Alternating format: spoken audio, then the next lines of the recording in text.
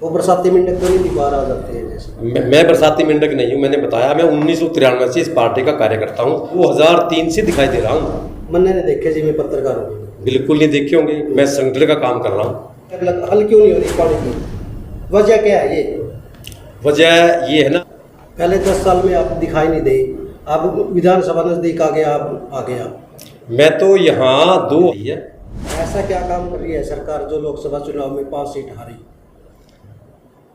सरकार अच्छे काम कर रही है कुछ। फिर जनता के बीच में क्यों नहीं रहते? हाँ, मैं जनता के बीच में हूँ। नमस्कार, स्वागत है आपका। जो विधानसभा चुनाव नज़दीक आ रहे हैं, चुनावों को लेकर प्रत्याशियों की भी दौड़ धूप तेज हो गई है।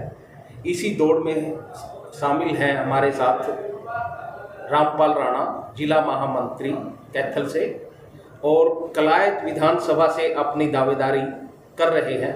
आइए उनसे ही जानते हैं क्या मुद्दे रहेंगे, क्या उनकी प्राथमिकता रहेगी। स्वागत है आपका रामपाल। सबसे पहले तो मैं आपके चैनल के सभी दर्शकों का स्वागत करता हूँ, अभिनंदन करता हूँ। रामपाल जी, जैसे इलेक्शन नज़दीक आ रहे हैं, अभी 2 महीने का टाइम है, तो प्राथमिकता क्या रहेगी आपकी इलेक्शन को लेकर? देखिए, मेरा जैसे इलेक्शन नज़दीक बता रहे आपने आ रहा है, मेरा एक लंबा अनुभव है। मैं भारतीय जनता पार्टी का 1993 से मेंबर हूँ और ये मेरा लोकसभा 2024 का जो चुनाव था, ये मेरा 26वां चुनाव था। इससे पहले मैं 25 चुनाव में गया हूँ और मैं 21 चुनाव जीता था और इस बार ये 26वां चुनाव मेरा। मैं कुल मिलाकर के 26 में से 22 चुनाव मैंने जितवाए हैं। मैं डॉक्टर हर्षवर्धन जी के 2000 चुनाव में भी मैं गया हूँ, वहाँ भी हम एक अच्छे मार्जिन से डॉक्टर हर्षवर्धन जी को जिता करके आए थे। हरियाणा के 8 जिला के वहाँ पे जिलाध्यक्ष से साथ थे। मेरे साथ में उस टाइम हमारे माननीय मुख्यमंत्री जी नायब सिंह सैनी जी भी साथ थे। तो हम सब ने वहाँ बड़ी मेहनत से काम करके और वहाँ बीजेपी की जीत दिलवाई थी। तो नॉन जाट चेहरा है जैसे यहाँ कलायत विधानसभा में, तो ये राजपूत बहुल जैसे गांव है कलायत, तो वहाँ पर जैसे और भी उम्मीदवार हैं, अपनी दावेदारी किस प्रकार से आप मजबूत करते हो? देखिए, सबसे पहले तो मैं इस हल्का कलायत के सभी 36 बिरादरी का स्वागत करता हूँ। और रही आपने जो बात उठाई है अभी नॉन जाट चेहरे में मेरे साथ कई साथी हैं जो काम कर रहे हैं और मैं 2016 से महामंत्री पद की जिम्मेवारी काम भी कर रहा हूँ और पूरे जिला को संगठन के नाते से मैं 800 बूथ 7 बूथ जो हमारे हैं उनको देख रहा हूँ। इस बार मैंने 2019 में भी अपने दावेदारी की थी, तो हमारे संगठन ने बीजेपी की जो कोर कमेटी हमारी जो बैठती है उसने हमारी बहन कमलेश डांडा जी को टिकट दिया था और मैंने उनके चुनाव में भी यहाँ प्रभारी के नाते से काम किया था और उनको विजय दिलाई थी। दूसरी बात, अभी जो 2024 का चुनाव माननीय नवीन जिंदल जी आई, उसमें भी मैं विधानसभा प्रभारी के नाते से मैंने काम किया और यहाँ से एक अच्छा वोट जो हमने दिलवाई है, जो कुल मिलाकर के हमारा कुरुक्षेत्र की जो जीत में अहम रोल कलायत हल्के का भी रहा है। जबकि हमें डर था कि आज ज़्यादा वोट से हम हारेंगे, लेकिन ऐसा नहीं हुआ। कार्यकर्ताओं ने काम किया है और हमने यहाँ भी अच्छे मार्जिन से पार्टी को वोट दिलवाई है। अब नॉन जाट की जो बात आई है, उसमें मैं अपनी दावेदारी 2019 से कर रहा हूँ और इस बार भी मैं कर रहा हूँ कि मैं पार्टी कार्यकर्ता हूँ। अगर मुझे पार्टी टिकट देती है तो मैं भारतीय जनता पार्टी को जीत दिलवा करके और यहाँ से विधानसभा में एक मेंबर भेजने का काम करूँगा। तो चर्चाएं हैं, जैसे भाजपा के कुछ साथी बोलते हैं कि बाहरी उम्मीदवार की आप पे छाप लगी है। ऐसा है, मैं कैथल जिला का रहने वाला हूँ और कैथल में मेरा रेजिडेंस है, गांव मेरा पाड़ला है। यहाँ पे जो अभी चुनाव लड़े हैं नवीन जिंदल जी, वो भी यहाँ नहीं रहते। इनसे पहले जो सांसद लड़े हैं वो भी यहाँ नहीं रहते थे। उनसे पहले जो सांसद राजकुमार सैनी जी लड़े हैं वो भी यहाँ नहीं रहते थे। बहन कमलेश डांडा भी कैथल रहती हैं। धर्मपाल शर्मा 2000 चुनाव लड़े थे, वो भी यहाँ नहीं रहते थे। और यहाँ मान साहब जो चुनाव लड़े थे वो भी यहाँ नहीं थे। और मैं हरियाणा की किसी भी सीट पर जाकर के मुझे संगठन कहीं भेजता है तो वहाँ से मैं चुनाव लड़ सकता हूँ। और उम्मीदवार हैं जैसे, उनके साथ सामंजस्य कैसे बिठाएंगे आप? मेरे साथ सबके अच्छे संबंध हैं, कोई किसी से मेरा कोई कंट्रोवर्सी नहीं है। मैं कहता हूँ कि पार्टी अगर उनको टिकट देती है तो उनके साथ भी मैं कंधे से कंधा मिला करके। पर जनता के बीच में क्यों नहीं रहते हाँ, मैं जनता के बीच में हूँ। दिखाई क्यों नहीं दे रहे हो? मैं जनता के बीच में हर बूथ पे होता हूँ, संगठन का काम करता हूँ, बूथ गठित करवाता हूँ। मैं हर दिन कहीं ना कहीं बूथ में होता हूँ, काम करवाता रहता हूँ। मैं कल भी कलायत में था, परसों भी मैं राजौंद में था, वीर बांगड़े में था। मैं रहता हूँ जनता के बीच में। जी, आप बीजेपी में अहम भूमिका है, आपकी महामंत्री है जी। लेकिन मनरेगा में, फूड एंड सप्लाई में, तालाब खुदाई में भ्रष्टाचार हद से ज़्यादा है, उसमें अंकुश नहीं लग रहा, अधिकारी सचेत नहीं है। तो इसके बारे में आप क्या? देखिए, हमारी सरकार ने योजना बनाई है कि जो पानी है, ज़मीन से जो पानी हम लोग यूज़ करके दोहन कर रहे हैं, वो बहुत ज़्यादा मात्रा में हो रहा है। यहाँ पे जीरी की जो फसल हम लोग लगा रहे हैं सारे क्षेत्र में, उससे पानी बहुत ज़्यादा दोहन हो रहा है। हम चाहते हैं कि पानी तालाब के द्वारा रिसोर्स होकर के नीचे ज़मीन में जाए और वो हम सदा के लिए यहाँ पीने के मिलता रहे। उसमें जो आपने बताया है कि जो तालाब वगैरह खुदाई में कहीं ना कहीं भ्रष्टाचार हो रही है, हमारे जो ठेकेदार हैं कहीं ना कहीं वो इसको सही से अमली जामा नहीं बना पा रहे। उनको टाइम पे यहाँ के वो करवाते, माइनस में वो ले लेते हैं ठेके, और वो काम करवाने में कहीं ना कहीं नाकाम रहते हैं। मैं चाहता हूँ एक अच्छे ठेकेदार को ठेके मिले और एक पढ़े लिखे समझदार जो ठेकेदार हैं उनको मिले, जो इसका अनुभव रखते हैं उन्हीं को मिले। जो ठेकेदार अनुभव होगा वो ही इसको अच्छी तरह से खुदाई करवा पाएगा। और जितनी भी मनरेगा की स्कीमें हैं, जितने मजदूर हैं, वो सब भी इसमें लगेंगे और उन सब का भी आजीविका चलेगी। तो बीजेपी में जैसे आप प्रतिनिधि हो, तो पिछले दिनों मनरेगा में घोटाला आया है सामने, और तालाब खुदाई में आया है, और इसके अलावा फूड एंड सप्लाई का घोटाला आया है सामने। तो किस प्रकार से उन पे अंकुश लगाएगी बीजेपी सरकार? देखिए, बीजेपी सरकार इन सब मामलों में लगी हुई है, वो देख रही है। वो हमारी जो है लगे हुए हैं भी कहाँ क्या कमी है, उसको सारी इंक्वायरियाँ चल रही हैं। जैसे हमें इस बारे में क्लियर होकर के आएगा तो हमारी सरकार इंक्वायरी तो चलती है जी, कार्रवाई कोई नहीं होती। जैसे मिलेगा तभी से कार्रवाई तभी तो होगी ना। नहीं, कई मुद्दे हैं जैसे अभी सामने आए थे, उस पर जैसे दूसरे की जगह हाजिरी लगाते हुए एक कर्मचारी था, मनरेगा मेट था, वो अपने परिवार के लोगों की हाजिरी लगा रहा था।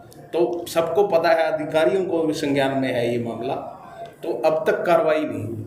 देखिए, कुछ टाइम लगता है, उसको क्लियर करने में समय लगेगा, और जैसे ही वो क्लियर हो जाएगी तो उसको ज़रूर सरकार हमारी जो पनिशमेंट वो देगी। मुख्यमंत्री और प्रदेश अध्यक्ष बदलने की क्यों जरूरत पड़ी सरकार? ऐसा है ना, मुख्यमंत्री इसलिए बदले हैं क्योंकि उनका जो टाइम पीरियड था वो काफ़ी लंबा टाइम हो गया था, और उनको आज सेंटर में ज़्यादा जरूरत थी मनोहर लाल खट्टर जी की। इसलिए यहाँ पे मुख्यमंत्री माननीय हमारे नायब सिंह सैनी जी को लाया गया है। और रही बात अध्यक्ष बदलने की, क्योंकि हमारे जो नायब सिंह सैनी हैं उनको अध्यक्ष बनाया था, और उनके अध्यक्ष और मुख्यमंत्री दोनों पद उनके पास थे। इसलिए ज़रूरत थी कि मुख्यमंत्री 24 घंटे हरियाणा के बीच में रहता है, जनता के बीच में रहता है, जनता की सेवा कर रहे हैं। इसलिए संगठन को चलाने के लिए भी हमें एक प्रदेश अध्यक्ष की ज़रूरत थी। इसलिए हमने आज हमारे मोहनलाल बटोले जी एक बहुत ही अच्छे कार्यकर्ता है, जो बूथ अध्यक्ष से लेकर के और जिलाध्यक्ष, हमारे प्रदेश के महामंत्री और हमारे विधायक हैं, लोकसभा चुनाव भी लड़े, एक मंझे खिलाड़ी हैं जो संगठन की पूरी नॉलेज रखते हैं। इसलिए हमारी जो संगठन ने उनको ये एक अहम जिम्मेवारी जो प्रदेश की दी है। ऐसा क्या काम कर रही है सरकार जो लोकसभा चुनाव में 5 सीट हारी? सरकार अच्छे काम कर रही है। कुछ दूसरे दलों ने ऐसे भ्रमित जो रखे हैं, जैसे कि 8,500 रुपये महीने की मिलेंगे वो रखा, आपका इतिहास बदल देंगे वो रखा, आपका आरक्षण ख़त्म कर देंगे। ये सारे ऐसे नए जो एजेंडे दूसरी पार्टियों ने जनता को बहकावे में लेकर के वो ही काम करा है। तो हमारे भारत की जनता है बड़ी जल्दी बहक जाती है, और वो नहीं देखती भी कौन पार्टी सरकार कौन सी अच्छी चल रही है, कौन सी काम कर रही है। वो एक साथी में हमें फ्री में कोई काम मिले उसमें चली जाती है। आपके मुद्दे क्या रहेंगे अगर आपको सरकार टिकट देती है? मेरे मुद्दे कलायत का विकास करना। यहाँ कलायत में मैं जो देख रहा हूँ पानी की बहुत ज़्यादा कमी है। यहाँ का जो अब तक समस्या क्यों नहीं भूमि का जो पानी है समस्या यहाँ का, सरकार को, मेरी बात सुनो जी, क्यों नहीं समस्या हल क्यों नहीं हो रही पानी की? वजह क्या है ये? वजह ये है ना, जैसे दक्षिणी भारत हरियाणा को पानी जा रहा है, अब तो कह रहे हैं पानी की समस्या, पानी को हल कब करोगे इसको? उसमें लगे हुए हैं, काम कर रहे हैं उसमें भी। 5 साल हो गए पानी की समस्या, ये हल नहीं हो रही जी, क्या बात? नहीं, जरूर होगी, क्यों नहीं होगी, काम कर रहे हैं इस पर। हमारी सरकार काम कर रही है। नहीं, कहने का मतलब है 10 साल हुए हैं, हो चुके हैं, होने वाले हैं, तो अभी तक समस्या का समाधान क्यों नहीं हो पाया? समस्या का मैं तो कहा था ना, भी उसका जरूर होगा, तो लगे हुए इस काम पे है, जरूर करेंगे, ऐसे कोई नहीं, टाइम जरूर लगता है, ठीक है ना जी। सूत्रों से पता चला है फूड एंड सप्लाई में सीएम फ्लाइंग रेड लगाती है, वो दोषी कर देती है, लेकिन जो अधिकारी है जिसका कोर्ट में विचाराधीन है वो इंक्वायरी कर रहा है, वो रिजेक्ट कर रहा है, बोले सही है। इसमें दोनों में तालमेल क्यों नहीं? मैं उस बारे में बताऊंगा, मुझे इस बारे में क्लियर नहीं पता भी क्या मामला क्या चल रहा है, तो इसका तो मेरी सरकार ही जो है वो जवाब देगी। जो हमारा इसका मंत्री है वो इस बारे में बताएंगे, खाद्यान्न जो मंत्री जो हैं वो क्लियर करेंगे इस बात को भी, क्या ये चल रहा है। कहने का तात्पर्य है बीजेपी पे अफसरशाही हावी है, क्या मायने रखता है ये? नहीं, ऐसा तो नहीं है कि बीजेपी पे अफसरशाही हैवी है, वो काम पे लगे हुए हैं, सारा काम अफसर भी देख रहे हैं, सरकार भी देख रही है, और पार्टी के कार्यकर्ता भी देख रहे हैं, जनता की सेवा में लगे हुए हैं, काम कर रहे हैं। तो अधिकारी का बचाव करते हैं तो सीएम का क्या उच्चतर रह जाता है सीएम का? नहीं, ऐसा तो नहीं है, सीएम साहब भी अधिकारी का करते हैं। अभी हमारे सीएम साहब आए थे, उन्होंने एक अपनी मीटिंग रखी थी, उसमें कुछ अधिकारी मिले थे और उनमें कुछ खामियां भी थे, उनको सस्पेंड करके गए हैं। पहले 10 साल में आप दिखाई नहीं दे, अब विधानसभा नजदीक आ गया, आप आ गया। मैं तो यहाँ 2003 से दिखाई दे रहा हूँ। मैंने नहीं देखे जी, मैं पत्रकार हूँ। बिल्कुल नहीं देखे होंगे, मैं संगठन का काम कर रहा हूँ। हर 66 गांव में 209 बूथ हैं, हर गांव का व्यक्ति, हर गांव का कार्यकर्ता मेरे नाम से जानता है।